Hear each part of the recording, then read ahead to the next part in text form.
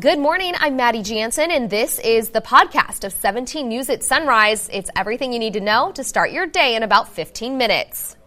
Working in the spirit of the Golden Empire, this is 17 News at Sunrise.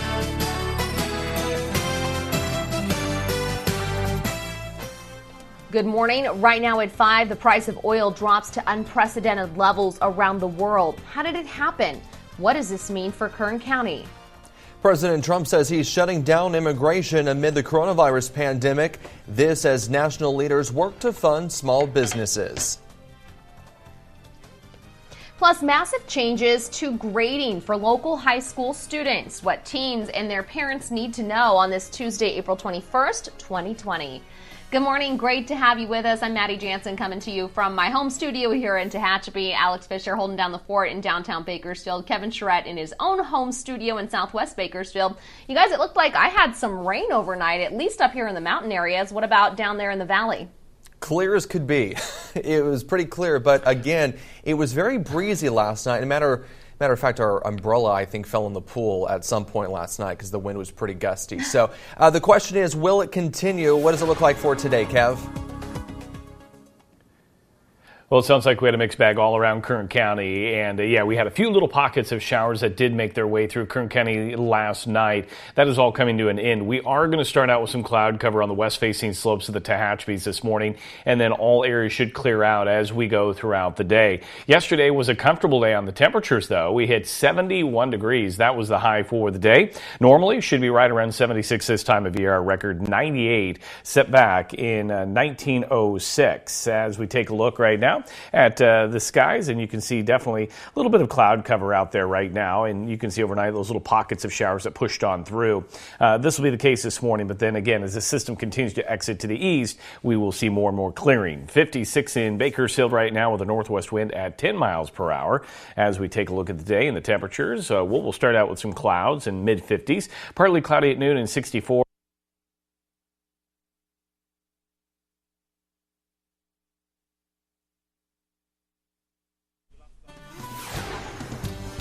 All right, sounds like we lost Kevin's audio there, so we will have your full forecast coming up in just about 5-10 minutes. The time now is 5:02, and new this morning, a crash in southwest Bakersfield sends a man to the hospital with serious injuries. It happened around 11:30 last night at the corner of White Lane and Lily Drive. Bakersfield police tell us the man had been riding some kind of motorized bicycle when it happened. Officers found him laying in the road seriously hurt. They say it's unclear how it happened or whether there were any other vehicles involved. That man was taken to the hospital. Police are investigating and will bring you new details as soon as we get them. In just a few hours, we're expecting another update on the number of coronavirus cases in Kern County. There are now more than 650 confirmed cases of COVID-19, including 9 people who don't live here. Public Health says 234 people have recovered from the virus. 3 people have died. Now here's a look at the curve, and our current peak is April 9th. 63 people tested positive that day, but thousands of tests are still pending, and the results could still go in the area shaded in red. Public Health warns this does not necessarily mean we are flattening the curve. Now let's look at those pending tests. 3,527 people in Kern County are still waiting for their results this morning. That's nearly half of all the pending tests in the state. Finally, here's a look at where these cases are being reported. These are the cases per 100,000 people. This gives you a better perspective on how many cases are being reported based on the region's population. The results of 40% of all coronavirus tests done in Kern County are still pending right now. That's thousands of people waiting to find out if they're positive for coronavirus. Across the state, the number of pending tests is about 2.6%. So why is Kern's number so high? When it comes to the pending cases and the status of those pending cases, we do our best to follow up with these facilities, but it is beholden upon them to give us these timely reports. Public Health says they have not been reporting local pending test numbers to the state. So if Kern's pending test count were to be added to the state's count, that would mean California is waiting on nearly 11,000 test results. Kern County is working to provide essential workers more financial support while they combat the coronavirus pandemic. This morning, the Board of Supervisors will consider approving a resolution that will provide essential workers with additional sick leave, child care reimbursement, technology stipends, and a paid time off reward. The estimated cost for these expanded benefits is nearly $600,000. The board will also hear an update from Ryan Alsop, Kern County's administrative officer. Alsop is set to address the board on the preparation and staging of an alternative medical care site at the Kern County Fairgrounds. The site would be used for patients if local hospitals surpass surge capacity. Alsop also is set to discuss an $834,000 agreement with the city of Bakersfield, Kern Regional Homeless Collaborative. The funds would go toward emergency shelter and services for homeless people impacted by COVID-19. Of course, we will closely monitor the meeting and bring you full coverage. The time now is 5:05. Will the Kern County Fair be canceled? Well, at their monthly board meeting last night, Fair Board members said it is too early to make that call. So when will a decision be made? 17's Tom Wallace has the answer. Yeah, the short answer is the decision will not be made for at least another month. This as we're learning just how much the fair could lose if it were canceled. Meeting via Zoom Monday night, the Kern County Fair Board got straight to the point. Will the 2020 fair be canceled? Board Chair Bladger Rodriguez said not right now. It would be completely premature for us to close it right now. Members of the board unanimously agreed with Rodriguez, noting the fair is still more than 5 months out, set to take place from September 23rd until October 4th. Still, Kern County Fair CEO Mike Alcott said a decision will need to be made no later than the board's July meeting. That gives me enough time to cancel contracts. While the future of the 2020 fair remains uncertain, the board's finance chair says what is known is the fair would lose a lot of money if it were canceled. The worst situation is no fair, of which we would lose about $3 million. The second worst situation would be a 25% down. We would lose about $1.5 million. Even with the grim news, board members remain optimistic. We need to hang in there, and everybody's hearts are in the right places, and I think with calm deliberation, we're going to bring this thing home. A sentiment shared in a video the board presented towards the end of the meeting. When the world emerges from this crisis, we'll be here.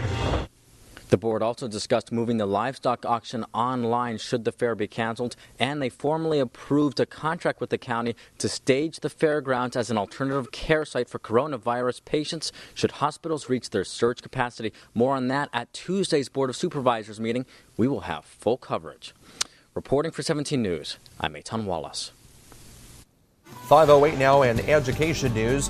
Kern High School District is rolling out new guidelines on how students will receive grades because of the coronavirus pandemic. KHSD says it will adopt a pass, no pass system for grading during the 2019-2020 spring semester. If the student had an A, B, C, or D in a class at the time of the school closure, this will count as a passing grade.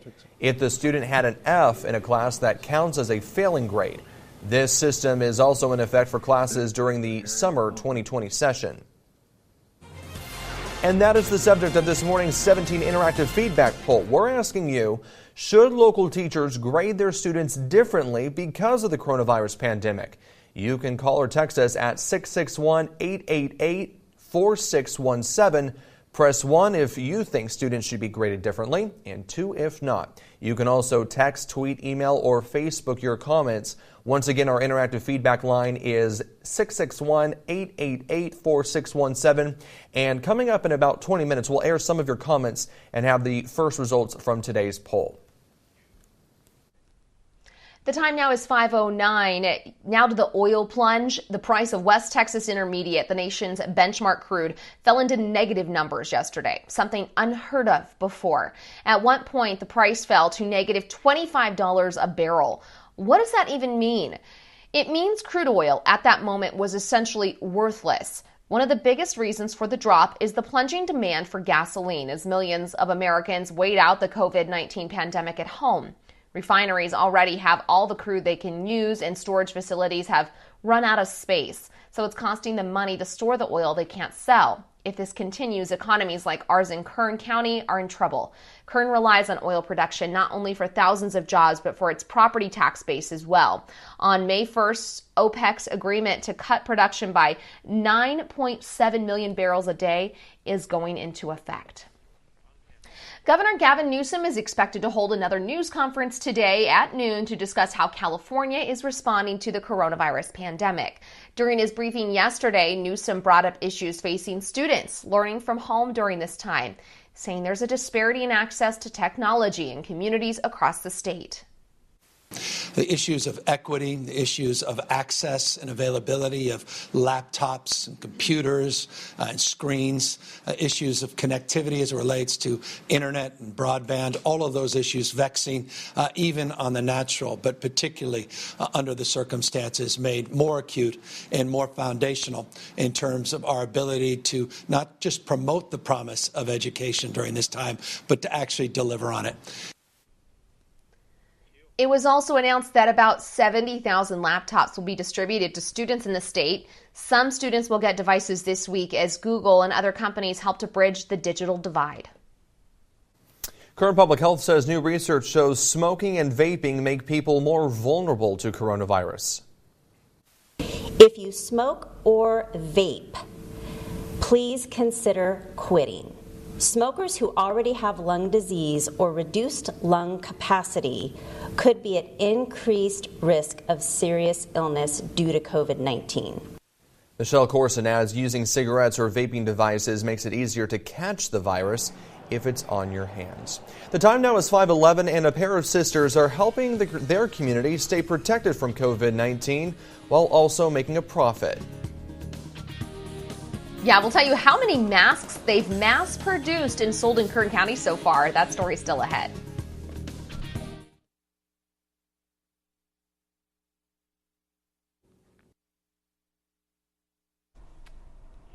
Welcome back. The time now is 5:20. With mask shortages during this pandemic, two sisters are trying to fulfill that void. 17's Nicole Gitsky has how the duo opened a business and began mass-producing masks within weeks. Everywhere you look, masks, masks, and more masks. Health officials are advising the use of masks as a tool to help stop the spread of coronavirus. But with those recommendations, now has led to a mask shortage.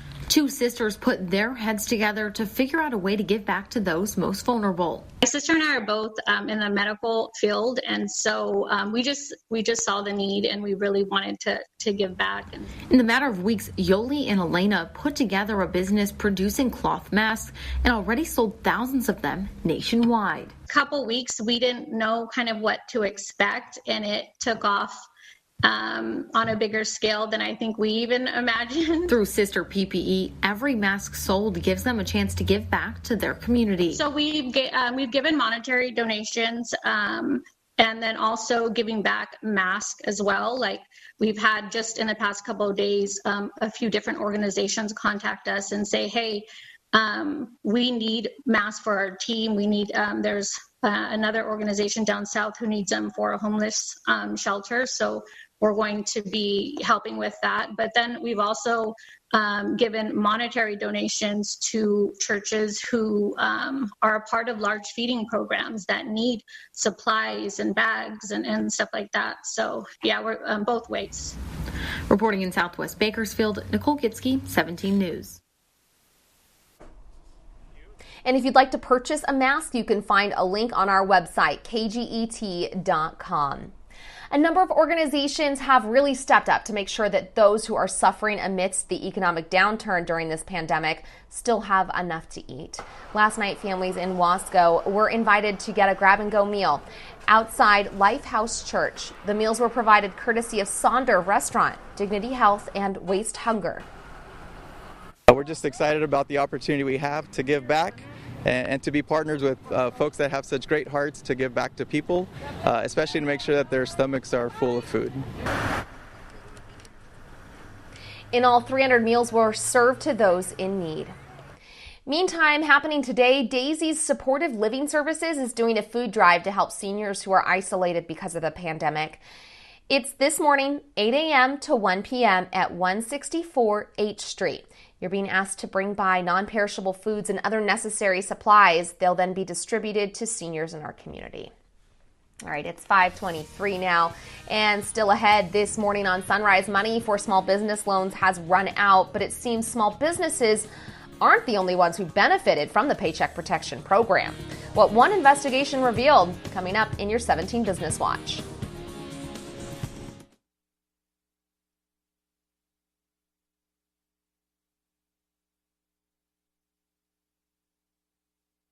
KHSD Business Watch is brought to you by Grapevine MSP Technology Services, the Valley's leading IT service provider.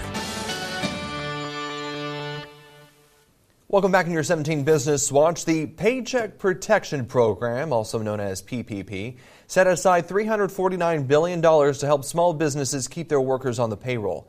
Less than 2 weeks after it started, the program has already run out of money. And now it turns out small businesses aren't the only ones that benefited. An investigation from the AP shows large companies with thousands of employees also received millions of dollars from the relief fund. They found at least 75 companies that received the aid were publicly traded, and some had market values well over $100 million. This analysis comes as lawmakers are working to negotiate an additional relief package to replenish the program with more than $300 billion. A final deal could come as early as today. Meantime, Shake Shack is returning $10 million it received in its stimulus money from the PPP. The company's CEO said Shake Shack laid off or furloughed hundreds of its employees and needed the assistance. But since the company was able to get extra funding late last week through another program, it decided to immediately return the money. Amazon workers are reportedly planning another strike today over concerns about COVID-19.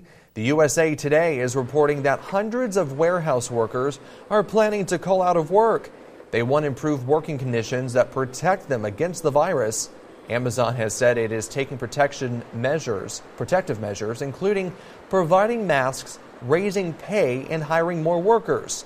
A previous strike happened last month at the Staten Island warehouse, where workers walked out during lunch. Uber is reviving an effort to deliver more than just people and food.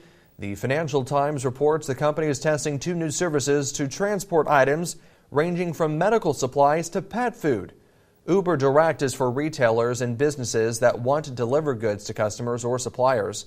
And Uber Connect will let people send personal items across town to friends or family, such as a laptop or some extra toilet paper or cleaning supplies.